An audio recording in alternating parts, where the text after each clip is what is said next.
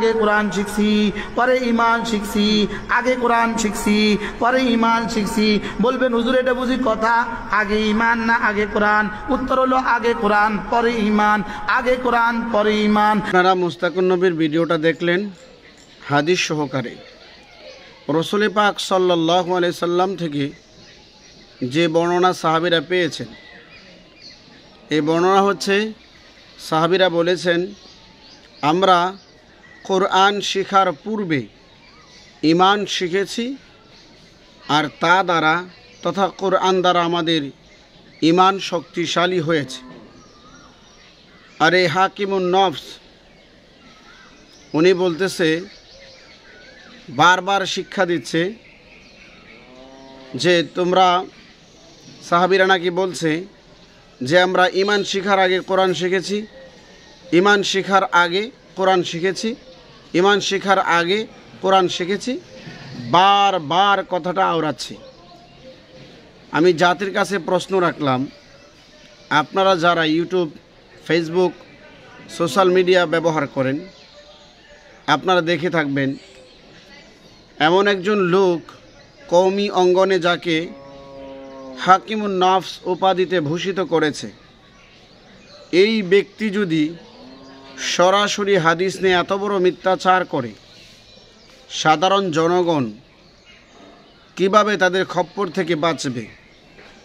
আপনারা চিন্তা করুন। আমি স্ক্রিনে হাদিসটা সহ উল্লেখ করেছি, ডেসক্রিপশনে আমি হাদিসের নাম্বার সহ, আরবি ইবারত সহ, বাংলা অর্থ সহ হাদিসখানা ডেসক্রিপশনে দিয়ে দেব। এই ভিডিওর ডেসক্রিপশনে আপনারা নিজেরাই হাদিসখানা পড়বেন। ইবনে মাজা শরীফের 61 নং হাদিস। সাহাবী বলেন, আমরা কোরআন শিখার পূর্বে ঈমান শিখেছি, আর কোরআন দ্বারা আমাদের ঈমান শক্তিশালী হয়েছে। এটা যুক্তির কথা। কোরআনুল কারিমে সূরা আনফালের মধ্যে 8 নম্বর সূরা আনফালের মধ্যে আল্লাহ তাআলা নিজেই বলেন, বিসমিল্লাহির রহমানির রহিম, ইন্নামাল মুমিনুনা আল্লাযীনা আমানু বিল্লাহি ওয়া রাসূলিহি, ইন্নামাল মুমিনুনা আল্লাযীনা ইযা যুকিরাল্লাহু ওয়াজিলাত কুলুবুহুম, নিশ্চয়ই তারা প্রকৃত মুমিন যাদের সামনে আল্লাহ তাআলার জিকির হয়, আল্লাহ তাআলার নামের উচ্চারণ হয়, তাদের হৃদয়টা ভয়ে প্রকম্পিত হয়ে যায়।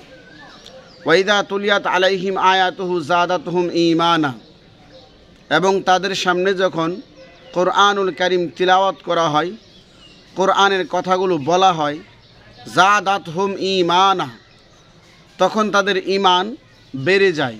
ওয়া আলা রাব্বিহিম ইয়াতাওয়াক্কালুন, তখন তাদের অবস্থা এই জায়গায় গিয়া দাঁড়ায়, তারা একমাত্র আল্লাহ তাআলার উপরেই ভরসা করে।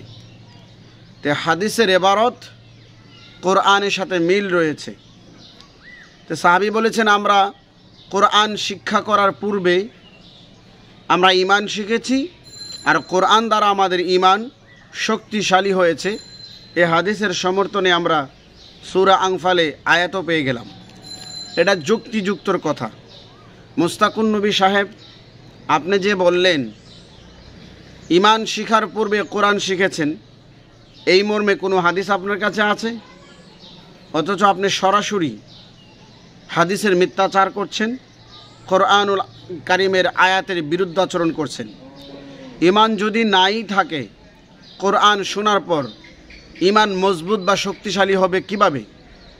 আপনি বলেন আগে কোরআন শিখেছে, তো এখানে তো কোরআনেও বলা হয়েছে কোরআন শোনার পর, কোরআন যদি সামনে তেলাওয়াত করা হয় ঈমান বেড়ে যায়। ঈমান তো কোরআনের পূর্বে আছে, বিদায় তো ঈমান বেড়ে যায়।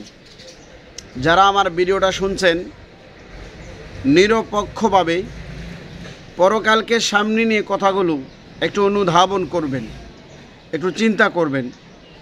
আপনারা সবাই মুস্তাকুন নবীর ভক্ত হয়ে যান, এতে আমার বিন্দু পরিমাণ লস নাই। আবার সবাই যদি ওনার বিরুদ্ধে চান, আমার লাভও নাই।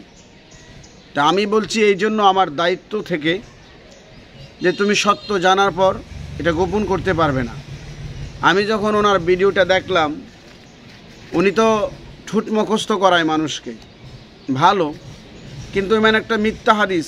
উনি হাকিমুন নফস হওয়ার পরেও, এত বড় হুজুর হওয়ার পরেও উনি ইবনে মাজাহ শরীফের 61 নং হাদিস সম্পর্কে ওনার কোনো ধারণা নাই।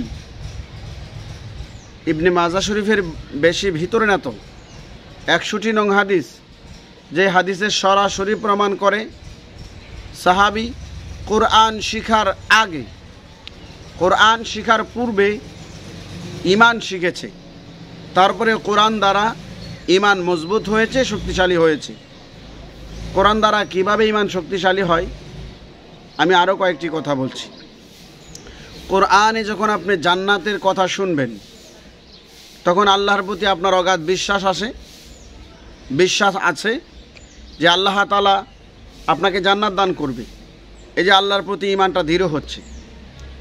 যখন জাহান্নামের আলোচনা আসে তখন আল্লাহকে ভয় করেন যে আল্লাহ তো সত্য বলেছে, যদি মন্দ কাজ করি জাহান্নামে যেতে হবে।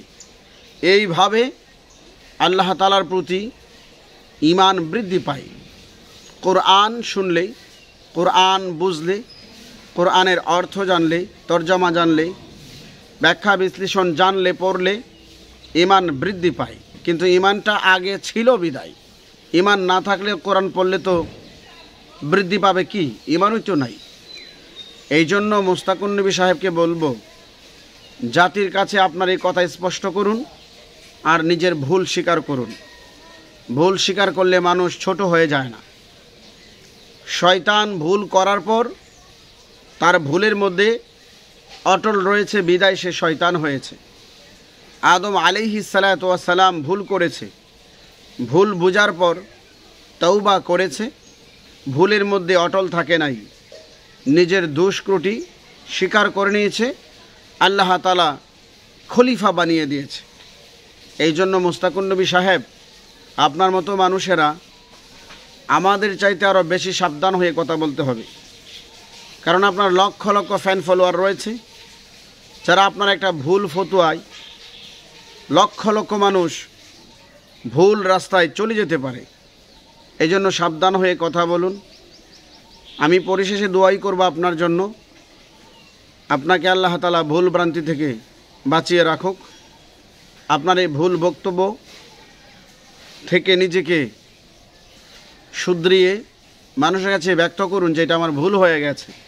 ভুল হতেই পারে। আল্লাহ তাআলা আমাদেরকে সহ আমাকে সহ বোঝার তৌফিক দান করুক। আপনারা এই ভিডিওটা বেশি বেশি শেয়ার করবেন যেন মানুষ ভুল থেকে নিজেকে সংশোধন করতে পারে। আজকের জন্য এখানেই সমাপ্ত। আসসালামু আলাইকুম রহমতুল্লাহ।